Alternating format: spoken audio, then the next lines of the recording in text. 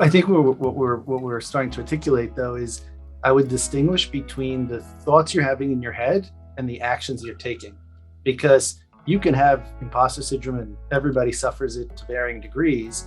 But the question is specifically in any given activity. So like we're speaking about pricing or something very specific, but I would say it's the same across the board. Like if it's negotiating with a client, what is the imposter syndrome stopping you from doing? Or what is it that you're supposed to be doing?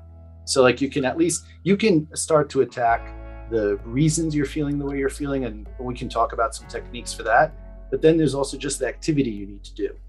And you want to look for in a concrete way, where is that activity deviating from what it should be? So in this case, if the thoughts in your head are stopping you from actually even having a negotiation or even actually explaining what your value is, like that's the tactical thing that you need to look at without regard to that voice in your head, because it's a practical matter, you still need to do these activities. Sure. Yeah. And sometimes through doing activities, we start feeling confident. So I think you can attack imposter syndrome both ways, but I would always recommend keeping it simple to start and saying, what is specifically this doing, or what's the result of it, of my imposter syndrome? And okay, what should be my actions? Because usually we know that answer. We usually know, like, if you just take a step back and get rid of all that noise in our head, like, what should I have done here? And right. Yeah.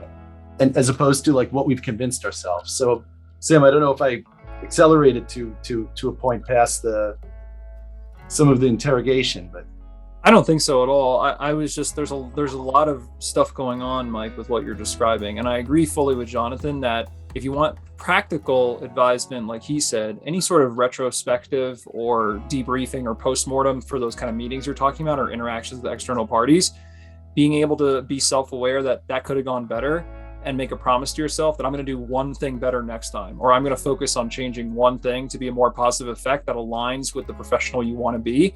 That's one way you can kind of tackle the symptoms, and you can start to have a plan so that you can bend your behavior and retrain yourself in the right direction.